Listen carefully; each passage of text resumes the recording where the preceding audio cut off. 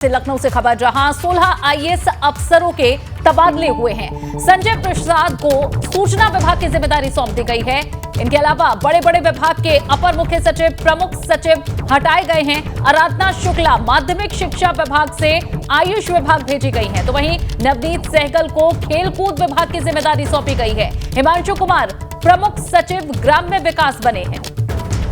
पार्थसारथी सेन शर्मा प्रमुख सचिव चिकित्सा विभाग बने हैं। हरिओम प्रमुख सचिव समाज कल्याण विभाग बने हैं। तो ये बड़े तबादले किए गए हैं। 16 आईएएस अफसर इसमें शामिल हैं जिनके तबादले हुए हैं। संजय प्रसाद को सूचना विभाग की जिम्मेदारी सौंपी गई है और ये बड़ा प्रशासनिक फेरबदल हुआ है। बड़े बड़े विभाग के अपर मुख्य सचिव, प्रमुख सचिव हटाए गए हैं।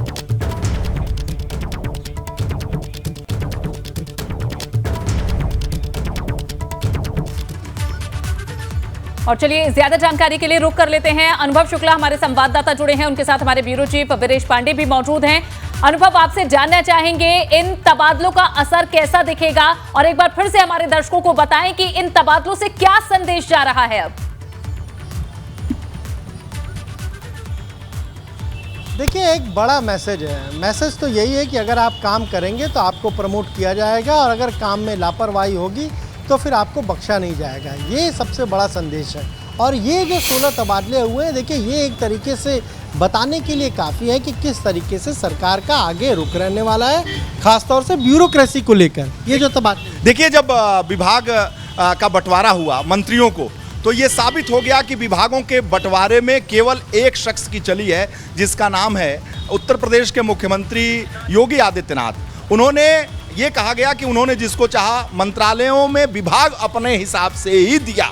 हाईकमान ने जिसे भी मंत्री बनाया हो, ये अपना विषय हो सकता है, अपनी बात हो सकती है, लोग इस पे चर्चा कर सकते हो, लेकिन इसी वायुमंडल में चर्चा इस बात की थी कि विभाग अपने हिसाब से। इसीलिए प्रमुख सचिव भी, एसीएस भी, अपर मुख्य सचिव भी मुख्यमंत्री ने अपने हिसाब से तय किया है। और इसमें संकेत दिया है कि इस जो ये पूरा विभाग है जो बटा है, चाहे आप कितना भी ताकतवर हो जाओ, आपको मुख्यमंत्री के हिसाब से काम करना होगा। आपको हिसाब से मुख्यमंत्री ने एक और महत्वपूर्ण काम किया है कि दोनों उप मुख्यमंत्री ब्रजेश पाठक और केशव मौर्य दोनों अपने एसीएस से नाराज चल रहे थे, उनकी नहीं पट रही थी, दोनों एसीएस उनकी नहीं सुन रहे थे।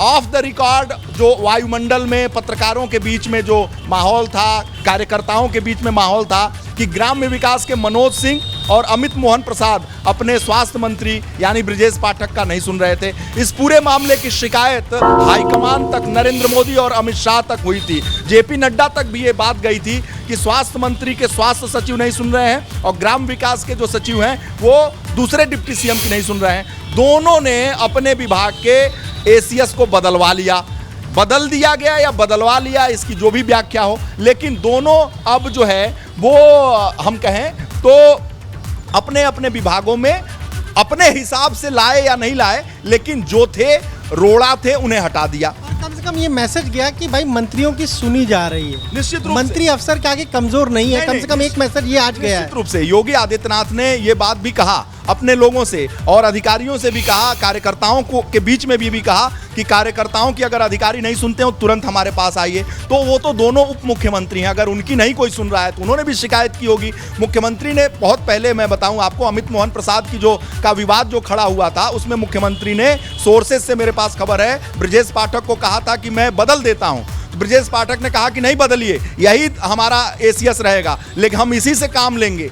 और लेकिन जो विवाद बहुत आगे बढ़ता गया, चीज़ें बहुत नहीं संभली, तो मुख्यमंत्री ने फिर अंततः बदल दिया। उसी तरीके से केशव मौर्य की सीनियरिटी का ख्याल करते हुए अगर नहीं पट रहा है तो हम दूसरा प्रमुख सचिव भेज देते हैं, दूसरा एसीएस भेज देते हैं। इस बात को भी महत्वपूर्ण तरीके से इंगित किया गया। देखिए, आराधना शुक्ला अपर मुख्य सचिव आयुष विभाग बना दी गई, उनसे माध्यमिक ले लिया गया। दीपक कुमार पर भी मुझे लगता है कि मुख्यमंत्री बेहद भरोसा करते हैं। केंद्र में प्रतिनियुक्ति पर थे, जब दिल्ली में ज्वाइंट सेक्रेटरी थे तब से मैं उनको जानता हूं।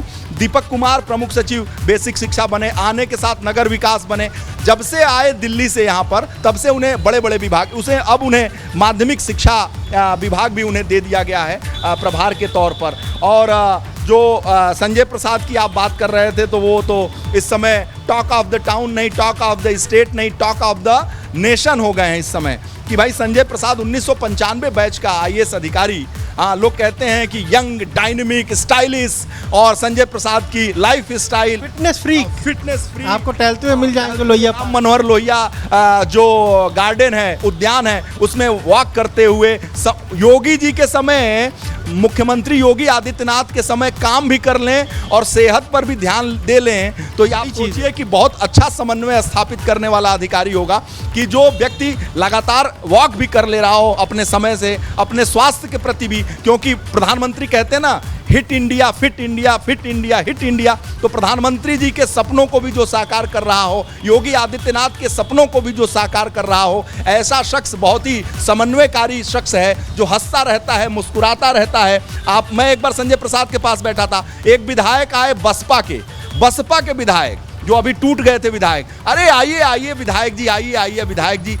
मुझे देख के बड़ा आश्चर्य हुआ। इस सरकार में बहुत सारे अधिकारियों पर आरोप लगे कि ये लोग विधायकों की नहीं सुनते, ये सांसदों की नहीं सुनते, ये मंत्रियों की नहीं सुनते, और वो बसपा का विधायक, बुजुर्ग विधायक। तो मैंने पूछा भाई गजब। बोले कि भाई मैं प्रमुख सचिव मुख्यमंत्री हूँ और मैं ऐसा सम्मान जनप्रतिनिधि को देता हूँ तो इससे उनका मनोबल बढ़ता है, और मैं इसीलिए बैठा हूँ, और इससे वो खुश होकर जाते हैं। हर व्यक्ति का काम होता ही नहीं है, हर व्यक्ति का 90% दुख दर्द जो है केवल अच्छी भाषा से ठीक हो जाता है। एरोगेंस नहीं दिखाना चाहिए। मुझे बहुत सीखने को मिला इस बात से, और मैं तभी से उनका कायल हूं, संजय प्रसाद का। और आपने देखा होगा, आप भी फिटनेस की कोशिश कर रहे हैं, इस समय लोहिया में टहलने की कोशिश कर रहे हैं, और इसीलिए आपने संजय प्रसाद को टहलते हुए देखा होगा। लोहिया में टहलने वाला, मैंने तुमसे कई बार कहा कि आपकी फिटनेस का राज क्या, ये टिप्स चाहिए। हाँ। आप इतने व्यस्त अफसर हैं, मुख्यमंत्री के प्रमुख सचिव, उसके बावजूद आप समय निकाल लेते, ये बहुत बड़ी चीज। देखिए समय निकालना, योगी आदित्यनाथ जो 4 बजे से उठ जाते हों, 4 बजे से उठ के और उसके बाद से 6 बजे से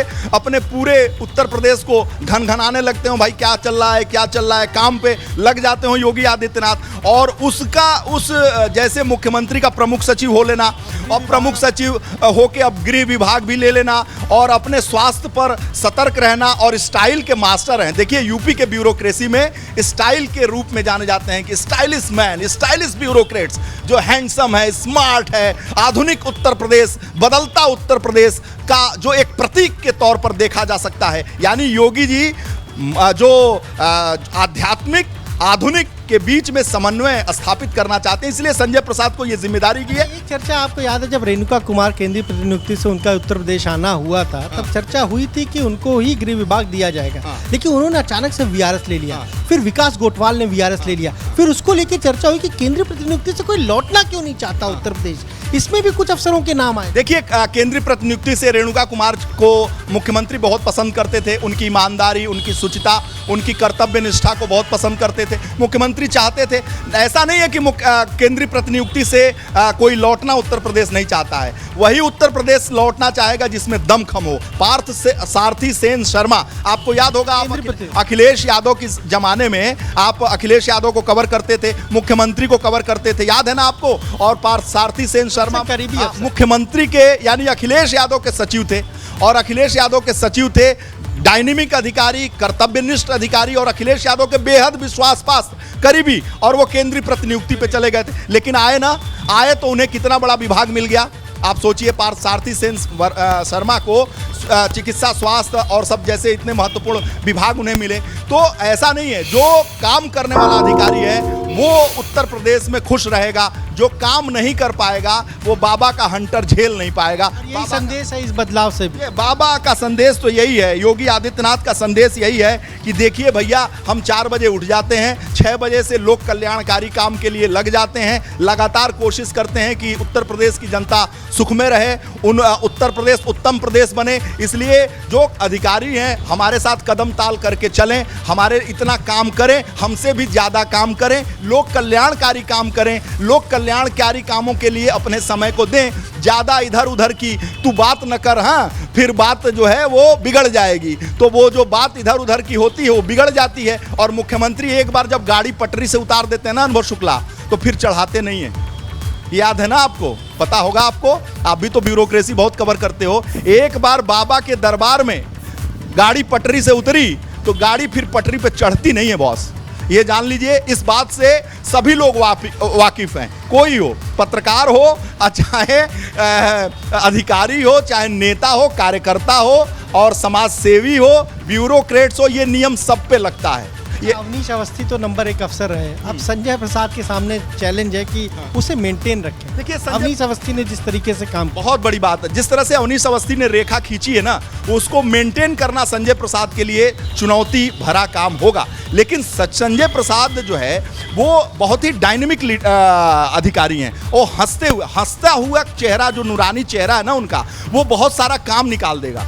मतलब वो बहुत सारी चीज़ें हंस के टाल देंगे, हंस के कर लेंगे, मुस्कुराते हुए कर लेंगे। तो वो जो गुण है ना, वो एक अलग शख्सियत उन्हें बनाता है। आप ये बताइए, संजय प्रसाद को से नाराज किसी विधायक का नाम आपने सुना?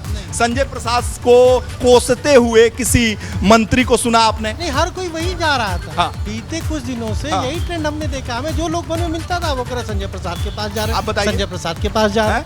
जहां कोई नहीं जा पाता था, संजय प्रसाद के पास जाता था। जितने विधायक की कोई न सुने, जितने विधायक की एसपी या डीएम न बैठाएं अपने पास, उसको प्रमुख सचिव मुख्यमंत्री संजय प्रसाद बैठाते थे। देखिए, संजय प्रसाद मुख्यमंत्री तक बहुत सारी बातें गई हैं, इसलिए मुख्यमंत्री ने ये सारी चीज़ें तय की हैं। और मुख्यमंत्री का अपना तंत्र है, इंटेलिजेंस है। जो डीजीपी साहब हैं वो खुदे इस समय डीजी इंटेलिजेंस हैं, आज से नहीं है, बहुत दिन हो गया, 2-3 साल हो गया। तो वो लगातार बने हुए हैं, वो भी इंटेलिजेंस देते रहते हैं। बहुत सारे डीएम जो निलंबित हुए हैं वो डीजी साहब के इंटेलिजेंस पे ही निलंबित हुए हैं। सोर्सेज से मेरे पास जानकारी है। सोनभद्र वाले हुए, चाहे दूसरे वाले हुए, वो सारे लोग जो जिनके ऊपर गाज गिरी है वो डीजी इंटेलिजेंस और इस समय के जो मौजूदा डीजीपी हैं। लेकिन सबसे महत्वपूर्ण बात है कि 1988 बैच के, 1987 बैच के अवनीश अवस्थी थे, 1988 बैच के डीजीपी, तो 1 साल सीनियर थे।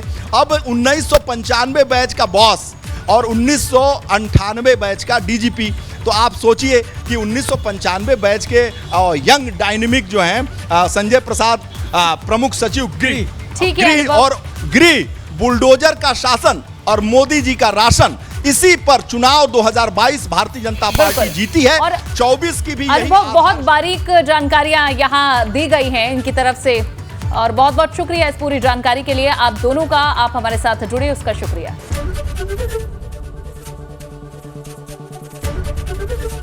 एबीपी गंगा, खबर आपकी, जुबान आपकी।